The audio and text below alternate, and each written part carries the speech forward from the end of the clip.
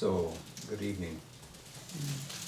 We'll finish, I think, the balance of chapter 17 in the Life Divine, the Divine Soul, this evening. Only a few pages left.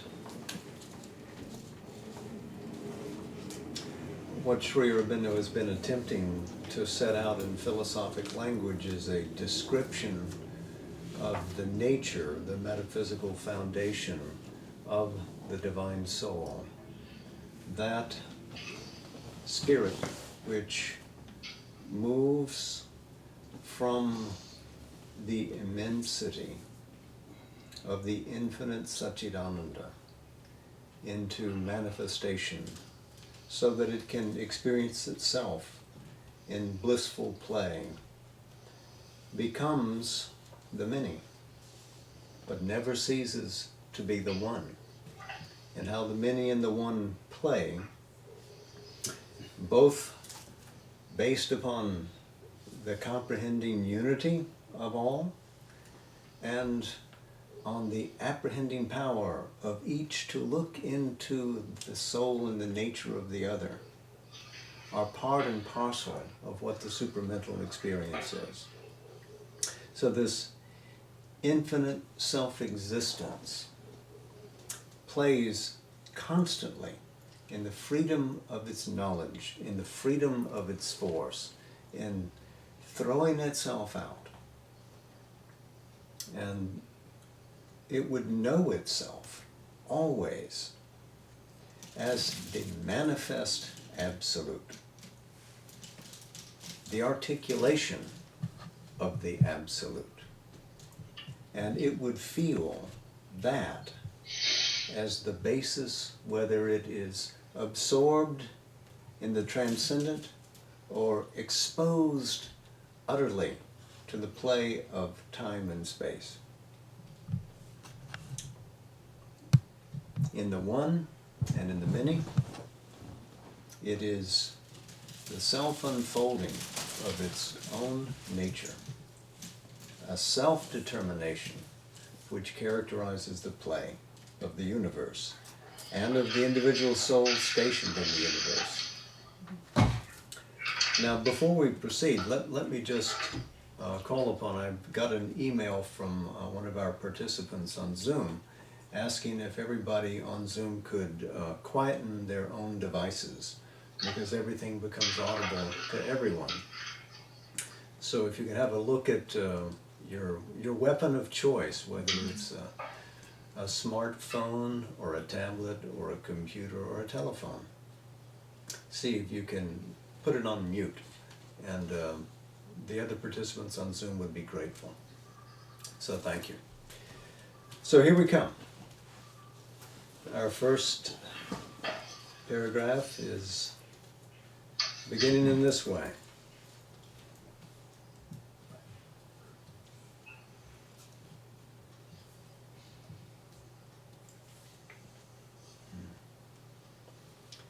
In the extension, the Divine Soul will be aware of the three grades of the supramental existence, not as we are mentally compelled to regard them, not as grades, but as a triune fact of the self-manifestation of Satchitananda. It will be able to embrace them in one and the same comprehensive self-realization, for a vast comprehensiveness is the foundation of the truth-conscious supermind. We've spoken about these three grades before. The comprehensive, all-containing nature of Satchidananda as it comes into first expression, and then the emergence of a balanced diversity within the oneness, which characterizes the second phase, in which we move from the comprehensive into the apprehending, so that the awareness, as it is stationed in each individual form, is always in balance with the unity that underlies all. And then the third poise, of course, is when there is rather a projection of the supramental consciousness, as if to support and enter into and become the individual, but the unity remains in the backdrop. So in the first, there would be the emphasis on unity. In the second, a balance between oneness and diversity, you might say, for a kind of shorthand. In the third, diversity, but always placed within unity. But the diversity becomes prominent.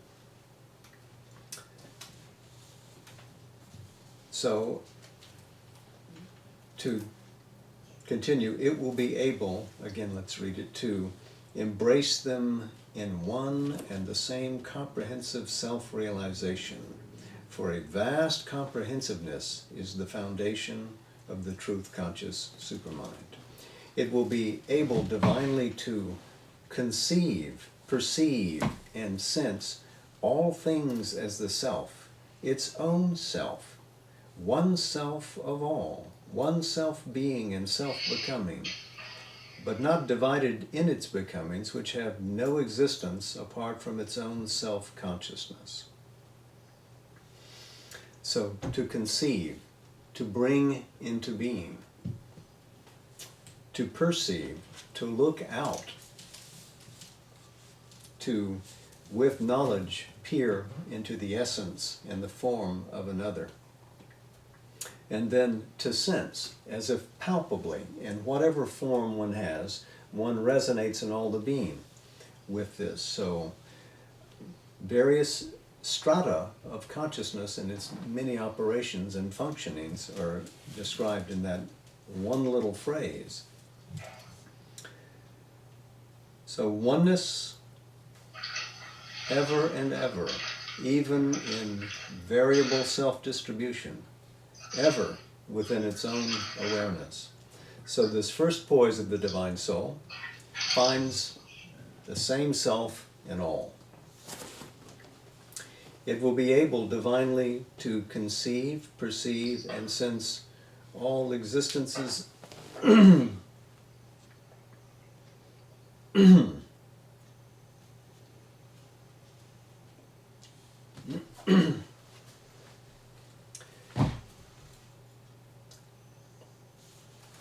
Let me just get a sip of water. I'll be right back.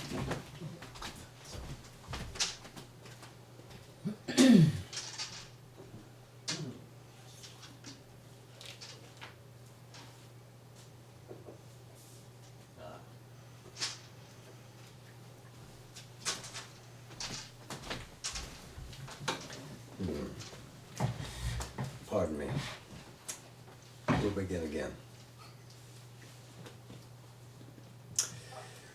It will be able divinely to conceive, perceive, and sense all things as the self, its own self, one self of all, one self-being and self-becoming, but not divided in its becomings, which have no existence apart from its own self-consciousness. So, again, let's recall that Brahman as Satchidananda is existence, consciousness, and delight.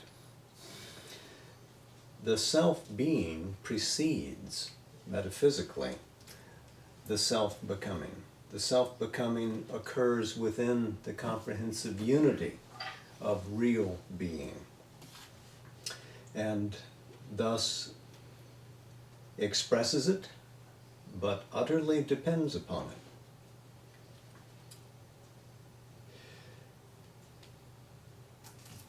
It will be able, Sri Aurobindo writes, divinely to conceive, perceive, and sense all existences as sole forms of the One, which have each its own being in the One, its own standpoint in the One, its own relations with all the other existences that people the infinite unity, but all dependent on the One, conscious form of Him in His own infinity. It will be able divinely to conceive, perceive, and sense all these existences in their individuality, in their separate standpoint, living as the individual divine, each with the one and supreme dwelling in it, and each therefore not altogether a form or eidolon, not really an illusory part of a real whole, a mere foaming wave on the surface of an immobile ocean, for these are after all no more than inadequate mental images, but a whole in the whole, a truth that repeats the infinite truth, a wave that is all the sea, a relative that proves to be the absolute itself when we look behind form and see it in its completeness.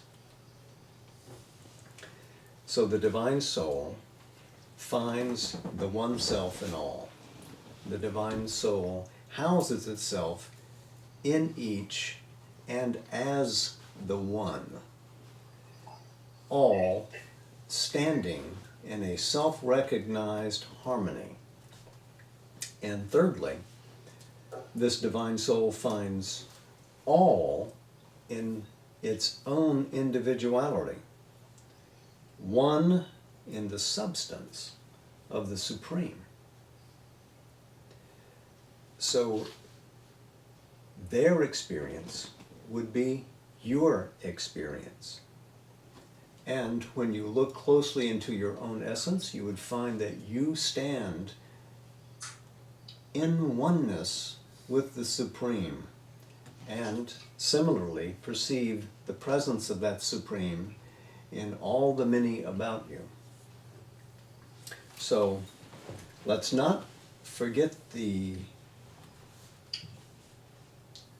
point of the latter part of this paragraph, though, which is that Sri Aurobindo asserts a real truth to individuality. It is unerasable in the experience of unity. The individual is a persistent and real formation of the Supreme Nature.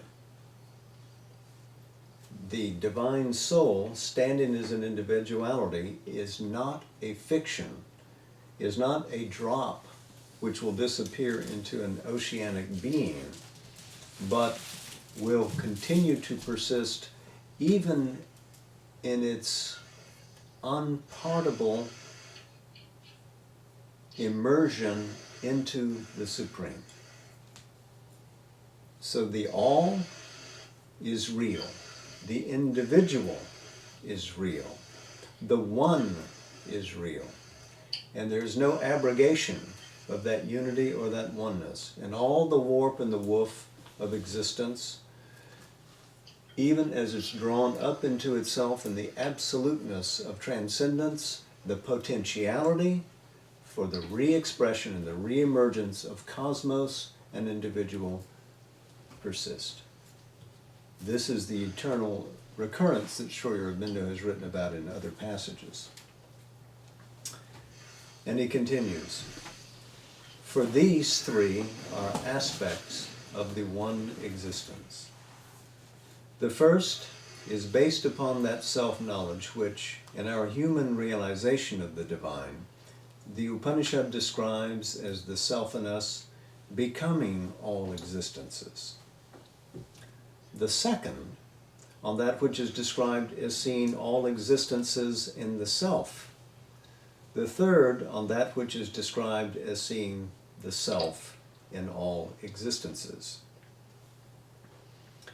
So, the first is self-knowledge, the second is all in the self, and the third is the self in all. And each of these is, to some who aspire to practice yoga, separable experiences. One might have one but not the others.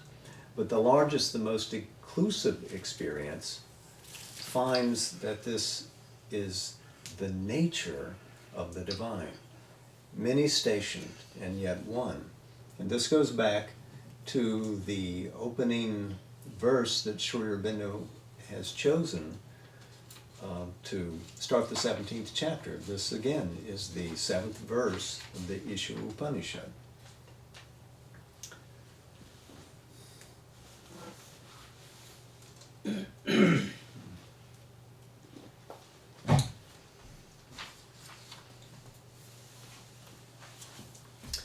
The self becoming all existences is the basis of our oneness with all. So, again, this is not an accident. The self intends to become, so posits itself as the all. That's the basis of our oneness with all, is the self which releases the many into manifestation. The self containing all existences is the basis of our oneness in difference. The self inhabiting all is the basis of our individuality in the universal. So the self becomes, contains, and inhabits. If the defect of our mentality, he writes, if its need of exclusive concentration compels it to dwell on any one of these aspects of self-knowledge to the exclusion of the others, if a realization imperfect as well as exclusive moves us always to bring in a human element of error into the very truth itself, and of conflict and mutual negation into the all-comprehending unity, yet to a divine supramental being by the essential character of the supermind, which is a comprehending oneness and infinite totality, they must present themselves as a triple and indeed a triune realization. There is an implicit suggestion in this that as our psychology grows, as our experience of self and others and world greatens, it draws us upwards towards this supramental unity where all these three are posited as one movement. They need not be dissimilar or be exclusive. When they are experienced exclusively, then they become the basis of a different school of philosophy opposing another experience which has its own school of philosophy. And the mental warfare that occurs then is well known to us in the history of all the world's spiritual traditions, not only in the schools of Vedanta in India. Sri Aurobindo is here reconciling in the grandest possible synthesis all spiritual experience and therefore all philosophic reasoning.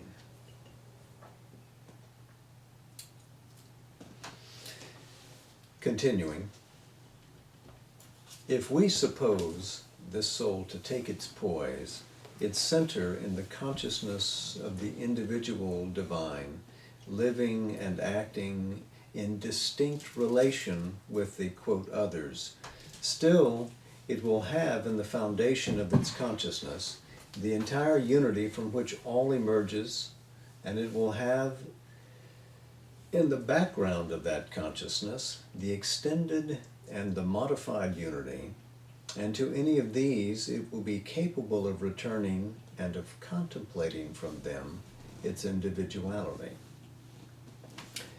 So from a basis of unity, relations flow out from that. And it is always possible for us to resume and pull ourselves back into the groundedness of that essential unity, or stand fully in mutuality at will. It is volitional. It is inherent in the power of the divine soul to enter into either poise or to dwell in all at once. Where it wants to place its emphasis is open to it. Let's continue. It becomes even more interesting. In the Veda, all these poises are asserted of the gods. In essence, the gods are one existence which the sages call by different names. That's the Rig Veda, the first mandala, one 164.46 to be precise. But in their action, founded in and proceeding from the large truth and right, Agni or another is said to be all the other gods. He is the one that becomes all. At the same time, he is said to contain all the gods in himself, as the nave of a wheel contains the spokes. He is the one that contains all. And yet, as Agni, he is described as a separate deity, one who helps all the others, exceeds them in force and knowledge, yet is inferior to them in cosmic position, and is employed by them as messenger, priest, and worker. The creator of the world and father, he is yet the son born of our works. He is, that is to say, the original and the manifested indwelling self or divine, the one that inhabits all. So Sri Aurobindo has again chosen a Vedic refrain with its rich symbolism to describe this, the large truth and the right, again calling us back resonantly to Brihat Satyam Ritam. Brihat, the large, the vast. Satyam, the true. The formation of real being into truth. And Ritam, the ordering of that truth into an active poise, a balanced harmony, we might say.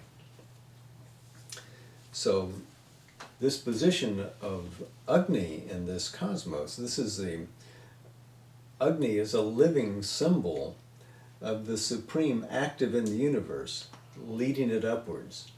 He arises from this solar reality, this supramental sun, you might say, stations himself as the all-supporting Vaishvanara Agni, the universal fire, but then positions himself at the heart of all creatures and is that flame set upon the altar, which, when you pour the offering upon it, takes those offerings up to the gods.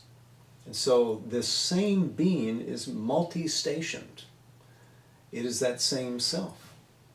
It is the nature of your own self. You too came from that supramental home as an expression of Satchidananda, playing with its own delight in conscious self-extension.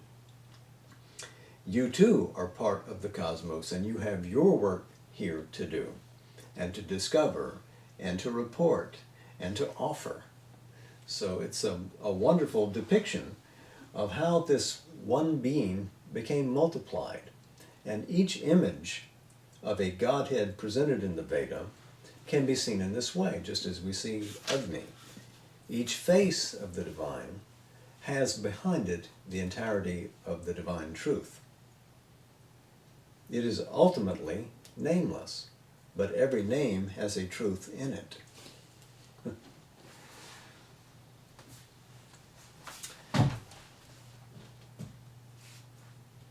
The one that inhabits all. To continue, all the relations of the divine soul with God or its supreme self and with its other selves and other forms will be determined by this comprehensive self-knowledge. These relations will be relations of being, of consciousness and knowledge, of will and force, of love and delight. So he begins by saying the first poise of the divine soul sets all relations within the ground of unity. And you've noticed how, from this ground of unity, relationships begin. And relationships are the nature of manifestation, the nature of creation, but it's always just the one being playing in these various roles. Relations of being, sat, of consciousness and knowledge, chit, of will, chit tapas, and force, of love and delight, ananda. So Satchit Ananda, distributed broadly. This is the ground our relations, in essence, above. Infinite in their potentiality of variation. They need exclude no possible relation of soul with soul that is compatible with the preservation of the inalienable sense of unity, in spite of every phenomenon of difference. Unity cannot be separated from us. It is inalienable. It comes with the nature. You can't give it away. It can't be taken from you. Unity is solid. Thus, in its relations of enjoyment, the divine soul will have the delight of all its own experience in itself. It will have the delight of all its experience of relation with others as a communion with other selves and other forms created for a varied play in the universe. It will have, too, the delight of the experiences of its other selves as if they were its own, as indeed they really are.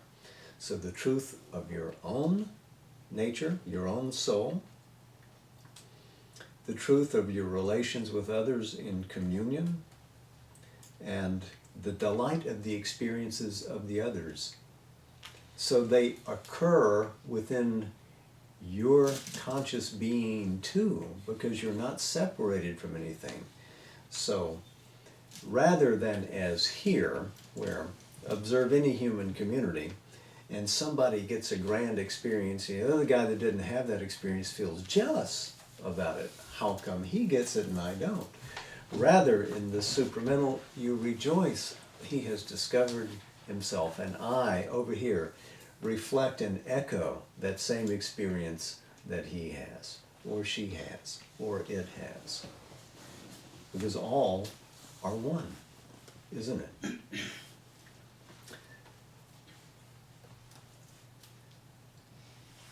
You might also look at this not simply in terms of extracted experience, but also in terms of creative impulse.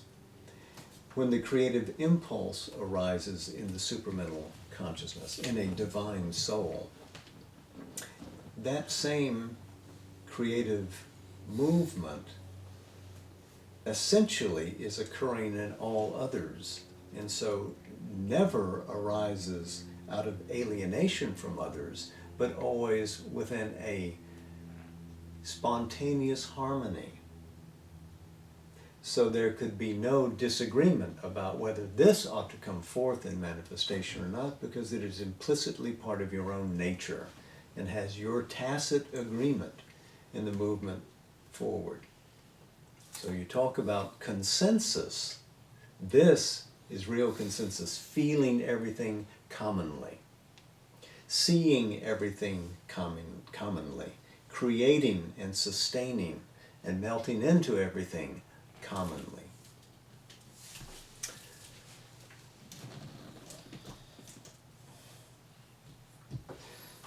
And all this capacity, he writes, it will have because it will be aware of its own experiences, of its relations with others, and of the experiences of others and their relations with itself, as all the joy or ananda of the One, the Supreme Self, its own self, differentiated by its separate habitation of all these forms, comprehended in its own being, but still one in difference.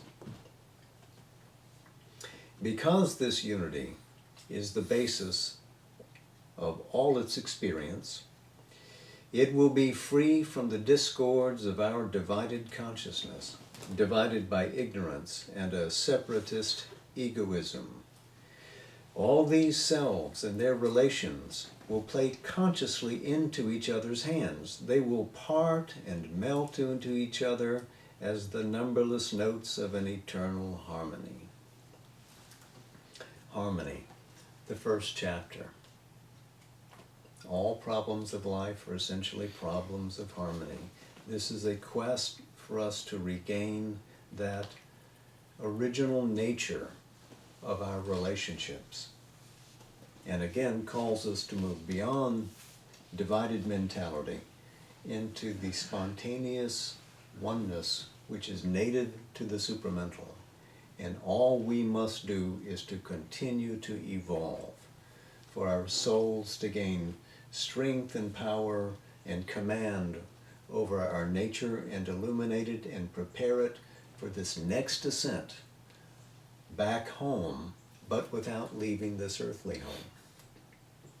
So to bring that here is all the quest. This is the human quest for harmony.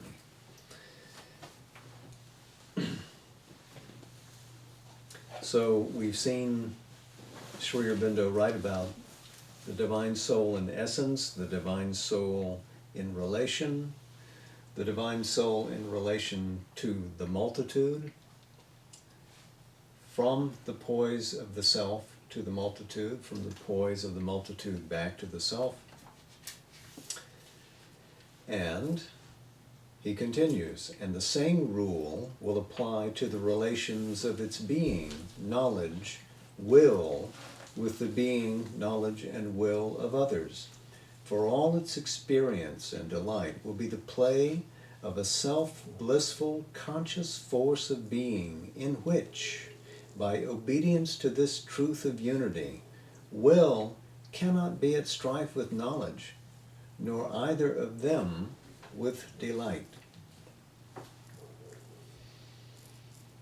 Nor will the knowledge, will, and delight of one soul clash with the knowledge, will, and delight of another, because by their awareness of their unity, what is clash and strife and discord in our divided being will be there the meeting, entwining, and mutual interplay of the different notes of one infinite harmony.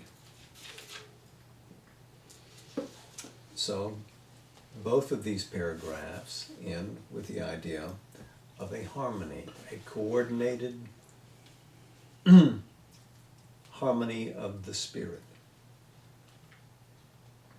So the harmony is set within unity as an expression of knowledge, will.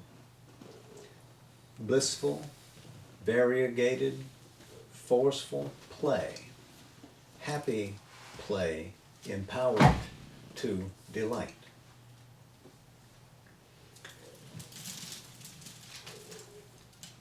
More to come. In its relations with its supreme self, with God, the divine soul will have this sense of the oneness of the transcendent and universal divine with its own being.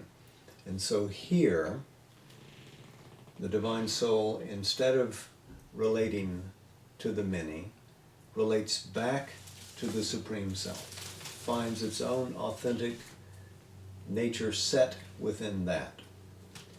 He says, it will enjoy that oneness of God with itself in its own individuality and with its other selves in the universality. So while it bases itself in rapt communion with the Supreme, that is also the basis of its link to the universal expression. Its relations of knowledge will be the play of the divine omniscience, for God is knowledge, and what is ignorance with us will be there only the holding back of knowledge in the repose of conscious self-awareness, so that certain forms of that self-awareness may be brought forward into activity of light. So, ignorance does not arise, but we may concentrate our consciousness as knowledge will in a manner that allows part of that knowledge to be held back for a creative purpose. He goes forward from there. Its relations of will be there the play of the divine omnipotence, for God is force, will, and power, and what with us is weakness and incapacity, will be the holding back of will in tranquil, concentrated force, so that certain forms of divine conscious force may realize themselves brought forward into form of power. So just as we may hold back our knowledge, we can hold back part of our force.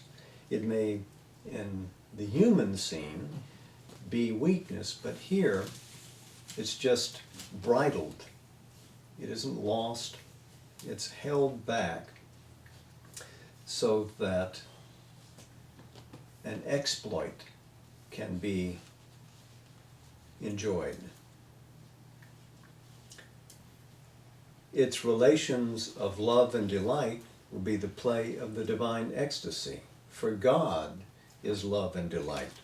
And what with us would be denial of love and delight will be the holding back of joy in the still sea of bliss, so that certain forms of divine union and enjoyment may be brought in front in an active upwelling of waves of the bliss. So this is a summary of Satchit Ananda expressed in the poise of the divine soul. Relations of knowledge, relations of will, relations of love and delight, expressing each aspect of the Supreme Reality. So also, he writes, all its becoming will be formation of the divine being in response to these activities. And what is with us cessation, death, annihilation, will be only rest, transition, or holding back of the joyous creative Maya in the eternal being of Satchit Ananda. At the same time, this oneness will not preclude relations of the divine soul with God, with its supreme self, founded on the joy of difference, separating itself from unity to enjoy that unity otherwise. It will not annul the possibility of any of those exquisite forms of God enjoyment, which are the highest rapture of the God lover in his clasp of the divine. So as we gaze back at this paragraph, we can see that what in the supramental is a deliberate posturing of conscious being in holding back knowledge, in holding back power, in holding back the experience of bliss, so that we can enter into a creative play that allows us to discover at the end of the journey some exquisite experience of the conscious play of bliss empowered in the multitude.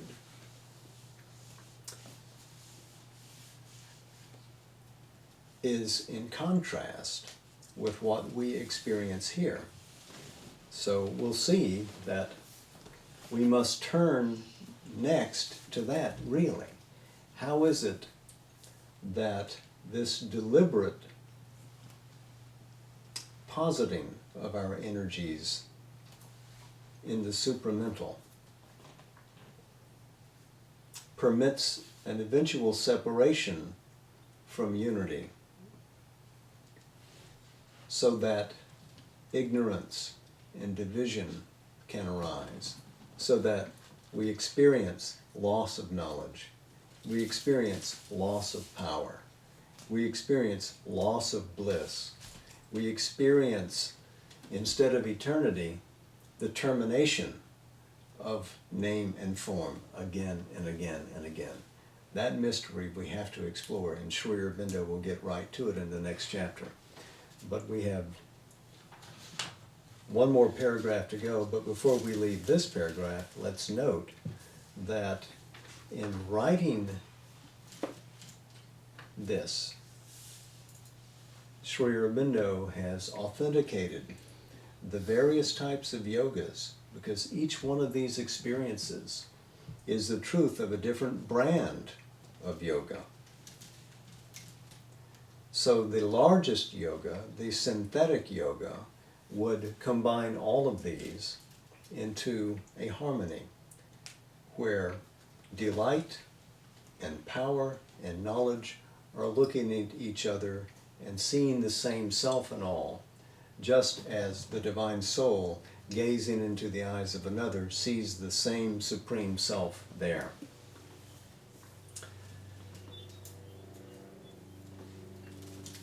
But, he writes, what will be the conditions in which and by which this nature of the life of the divine soul will realize itself? All experience in relation proceeds through certain forces of being formulating themselves by an instrumentation to which we give the name of properties, qualities, activities, faculties. As for instance, mind throws itself into various forms of mind power, such as judgment, observation, memory, sympathy, proper to its own being. So must the truth consciousness or supermind affect the relations of soul with soul by forces, faculties, functionings proper to supramental being. Otherwise, there would be no play or of differentiation. What these functionings are, we shall see when we come to consider the psychological conditions of the divine life. At present, we are only considering its metaphysical foundations, its essential nature and principles. Suffice it at present to observe that the absence or abolition of separatist egoism and of effective division in consciousness is the one essential condition of the divine life. And therefore, their presence in us is that which constitutes our mortality and our fall from the divine. This is our original sin. Or rather, let us say in a more philosophical language, the deviation from the truth and right of the Spirit, from its oneness, integrality, and harmony, that was the necessary condition for the great plunge into the ignorance, which is the soul's adventure in the world, and from which was born our suffering and aspiring humanity.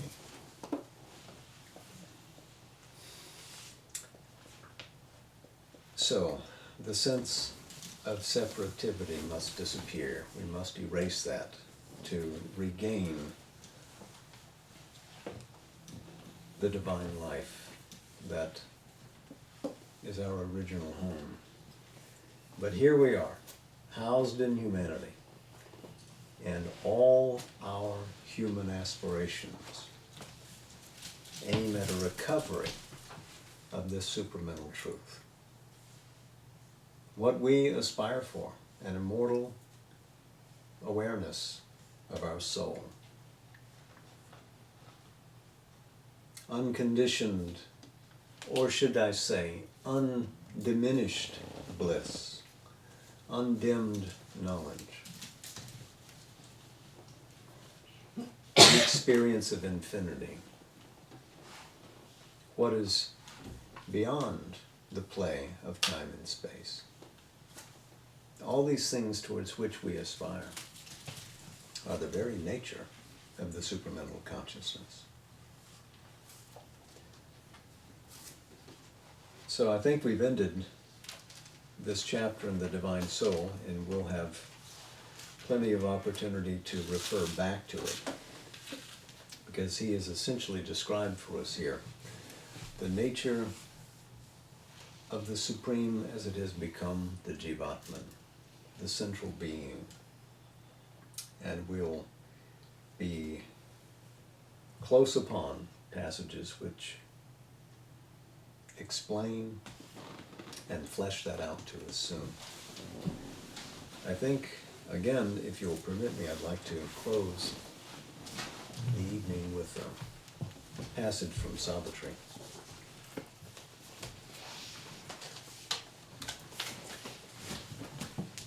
This is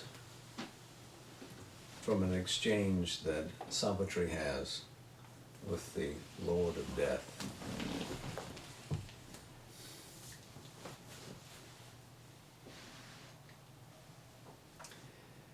All contraries are aspects of God's face.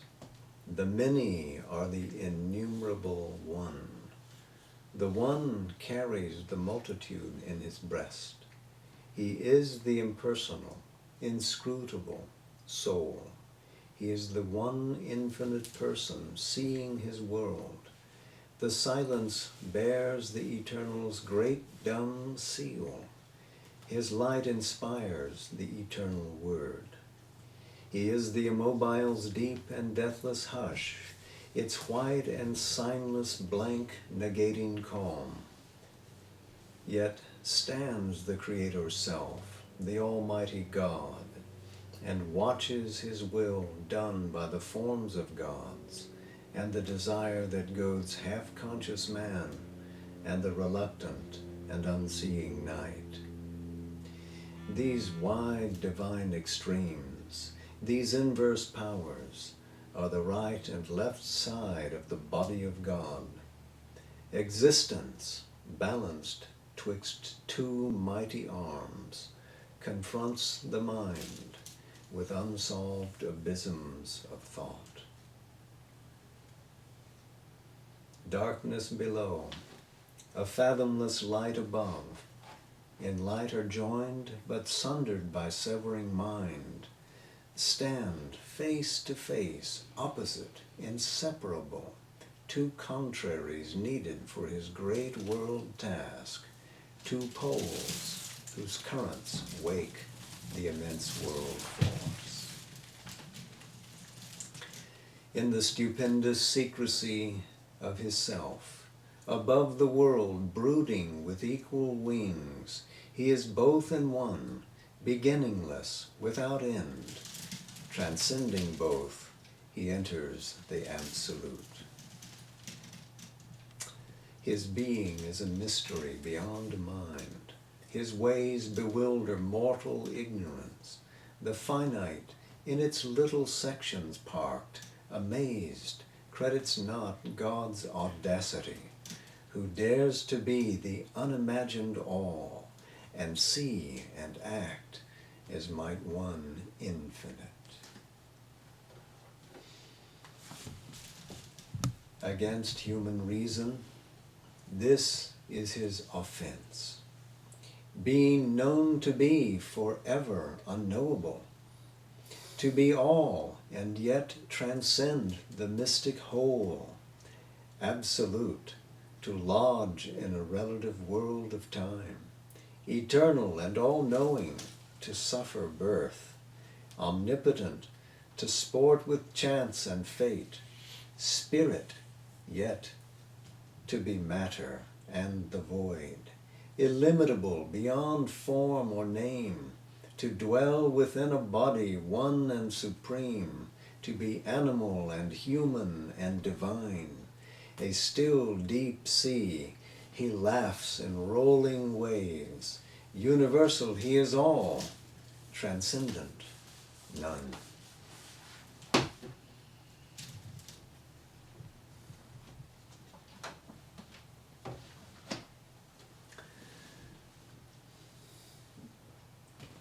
Next week, Mind and Supermind, Chapter 18.